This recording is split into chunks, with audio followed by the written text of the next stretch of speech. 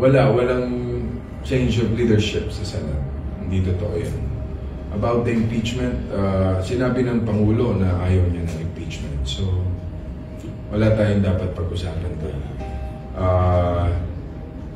So, we will see kung ano man yung we leave that to the Senate, sa mga kapwa ko senador. Pero, as of now, wala pang ugong-ugong. Mahaba pang proseso yan.